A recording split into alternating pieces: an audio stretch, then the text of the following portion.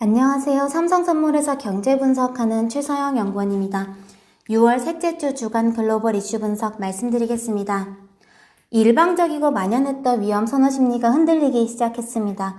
미국과 유럽 증시는 지난주 11일 목요일 하루 동안 약 4에서 7%가량 급락하면서 지난 3월의 악몽을 떠올리게 했는데요. 다행히 12일에는 추가 하락보다는 반등을 시도하면서 마감하긴 했지만 악재에 둔감하고 호재에 민감했던 짧고 강했던 일방적인 랠리 국면은 일단락된 것으로 보입니다. 또 최근 대부분 통화의 가파른 약세를 시현하던 달러화의 흐름에도 제동이 걸렸습니다. 이런 방향성 전환의 기점은 지난주에 있었던 FOMC 회의였는데요. 당시 회의에서 연준의 주요 메시지는 경기 회복이 요원하고 경로가 불확실하기 때문에 연준은 상당 기간 제로금리를 유지하는 동시에 추가 정책 방안을 강구하겠다로 요약할 수가 있습니다. 근데 이 메시지 속에서 금융시장은 부양 의지보다는 경기에 대한 연준의 현실적인 평가에 더 민감하게 반응했습니다. 비록 연준이 부양에 대한 시장의 기대를 꺾진 않았지만 V자 경기 회복에 대한 기대에는 브레이크를 밟으면서 조정의 빌미를 제공한 것으로 해석됩니다.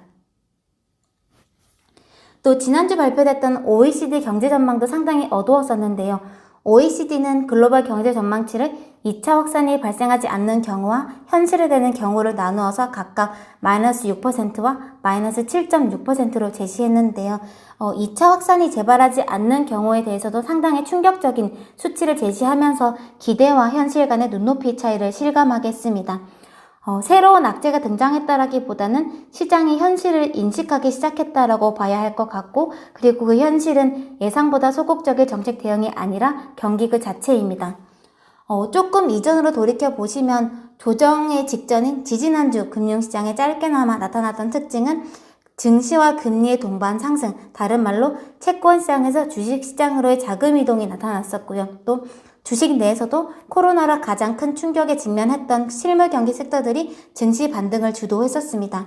하지만 이런 소위 그레이트 로테이션은 경제나 정책에 대한 기대를 넘어서서 실제 경제 지표들의 뚜렷한 회복 추세를 확인하기 전에는 길게 이어지기가 어렵습니다. 아직 전 세계 코로나 확진자 추세는 정점을 확인하지 못했고요. 또 미국에서도 신규 확진자는 쉽게 줄어들지 않고 있습니다. 뉴욕이라든가 뉴저지 같이 조심스러운 경제 재개 스케줄을 유지하고 있는 곳들에서는 안전 기미가 나타나고 있지만 경제 재개를 지나치게 서둘렀었던 곳들 중에서 22개 주에서는 신규 확진자가 다시 상승 곡선을 그리고 있고요. 일부에서는 최고 수치를 기록 중에 있습니다.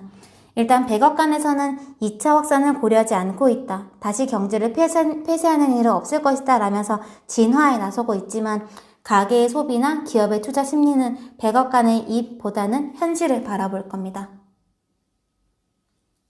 여기에 더해서 최근 얹어지고 있는 불확실성은 미국 대선입니다. 대선까지 이제 5개월이 채 남지 않았는데요. 코로나와 반인종차별 시위가 겹치면서 미국 사회에 혼란이 가중되고 있지만 트럼프 대통령은 이 혼란을 제대로 관리하지 못하고 오히려 더 부추기고 있다라는 비판에 직면해 있습니다.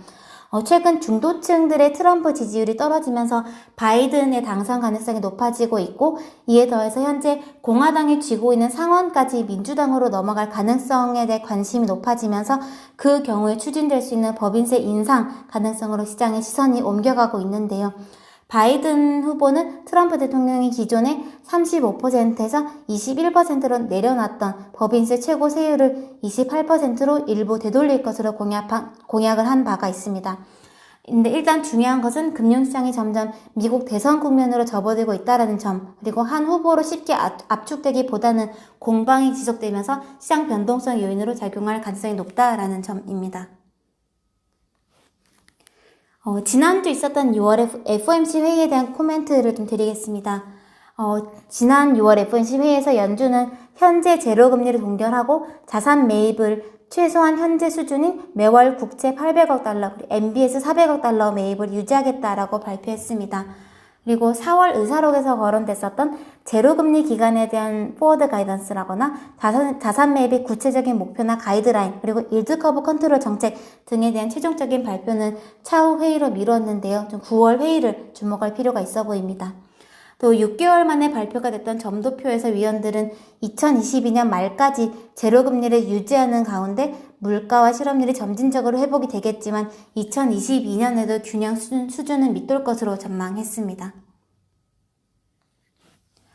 최근 시장 일각에서는 경기와 증시 간에 이례적으로 벌어진 갭, 그리고 5월 깜짝 고용 호조 결과가 연준의 부양 의지를 후퇴시킬 가능성에 대한 우려를 내비치기도 했는데요. 파월 의장은 기자회견을 통해서 두 가지 요인이 연준의 부양 의지에 영향을 미치지 않는 이유들에 대해서 조목조목 설명했습니다. 마치 연준의 부양 의지를 의심하지 말기를 당부하는 듯 했는데요. 우선 파월 의장은 최근 시장 랠리에 대한 질문에 대해서 이는 금융시장이 우리의 정책 의도를 잘 이해하고 있음을 반증하는 결과다.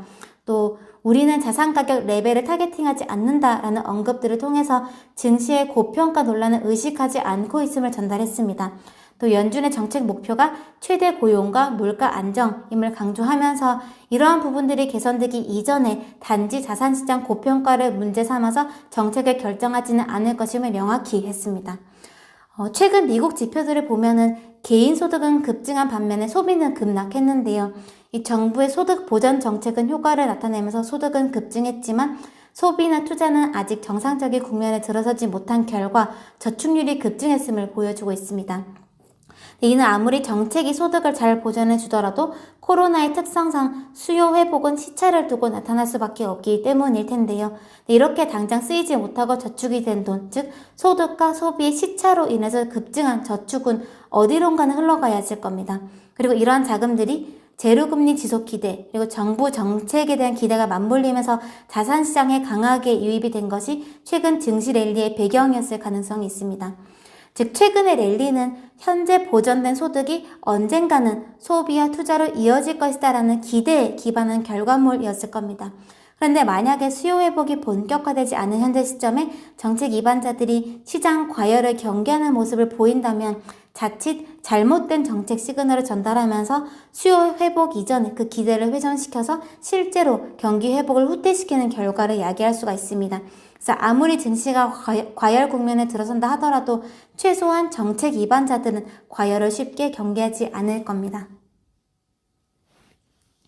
추가로 주목된 부분은 깜짝 호조를 보였던 5월 고용보고서에 대한 연준의 해석이었는데요. 파월 의장은 긍정적이었던 금융시장의 해석과는 상당한 괴리를 보여주면서 한편으로는 시장의 지나친 낙관을 경계하는 메시지를 던졌습니다. 5월 고용보고서가 고무적이었으면 틀림이 없지만 한 달의 수치 자체가 주는 힌트는 제한적이고 또 지금의 고용 충격은 쉽게 회복될 성격이 아님을 지적하면서 앞으로 가야 할 여정은 매우 길 것임을 강조했습니다. 이런 부분들은 사실 연준이 향후 수년 동안 제로금리 정책에 변화를 주지 않을 것임을 강하게 전달하는 근거였지만 역으로 시장 참가자들이 현실을 직시하게 하는 메시지로 읽혀졌던 것으로 보입니다. 하지만 이 동전의 앞뒷면처럼 연준의 부양 의지 또한 명확한데요. 현재 경기 회복 경로에 대한 각 기관들의 전망은 사실 그 어느 때보다 편차가 심합니다. 근데 이렇게 경제 전망 경로의 편차가 심하다라는 것은 정책 실수 가능성 또한 높을 수 있음을 의미하기도 하는데요. 정책 실수는 크게 지나치게 소극적으로 대처할 위험과 과도하게 대처할 위험 두 가지일 텐데 두 오류 중에서 연준은 차라리 과도하게 대처하는 방법을 택할 겁니다. 특히 이 거대해진 정부 부채 환경을 정상화 궤도에 다시 올려놓기 위해서 필요한 연준의 역할을 생각하면 연준은 일시적인 경기 그리고 물가 과열을 유도한 이후에야 정상화를 논할 가능성이 높습니다. 저희 삼성선물 채널에 한 2주 전에 올려드린 6월 월간 경제 자료에서 한번 말씀드린 적이 있는데요. 이 경기 모멘텀을 살리면서도 질서 있는 부채 정상화를 위해서는 명목 성장률과 물가가 주도적으로 상승하면서 국채금리, 또 다른 말로 명목금리와의 격차를 만들어야 합니다. 다르게 말하면 향후 연준과 정부가 합작해서 경기를 회복시키는 과정에서 금융시장 과열이 유도된 정책들이 수반될 가능성이 매우 높고요. 금융시장 과열 없이는 실물 경기만 회복될 가능성은 상당히 낮을 것으로 예상합니다. 물론 그때그때 시장의 기대와 연준의 대응 간의 온도차는 발생할 수 있을 거고 또 연준에 대한 시장의 실망이 나올 수도 있겠지만 긴 호흡에서 연준의 기본 스탠스는 침체기에 더 과감하게 대처해서 일시적인 경기 그리고 물가 과열을 유도하고 용인할 것이다 라는 판단입니다. 금융시장이 기대와 현실 간의 격차를 반영해서 추가 조정을 받을지 아니면 유동성의 힘으로 하단이 빠르게 확인될지 여부의 갈림길에 서 있는 한 주입니다. 지난 약 2개월간 신규 확진자나 경제지표 결과에 집중하지 않았던 시장이 해당 지표들에 대한 민감도를 높일지 관찰이 필요한데요. 또 파월 의장 증언에서는 경기에 대한 우려와 부양의지 중에서 후자에 방점을 찍으면서 시장을 달랠지 여부도 주목 사항입니다. 여전히 예측보다는 대응의 영역으로 접근해야 하는 시장 환경입니다. 또 오늘 18일에는 EU 정상회의에서 집행위가 제안했던 경제회복기금에 대한 논의가 지속이 될 텐데 최근 유로화나 유럽 증시의 아웃퍼폼 여부를 주도했었던 사안인 만큼 논의 과정을 주시할 필요가 있습니다. 이번 한 주도 시장 대응 잘 하시길 바라겠습니다. 감사합니다.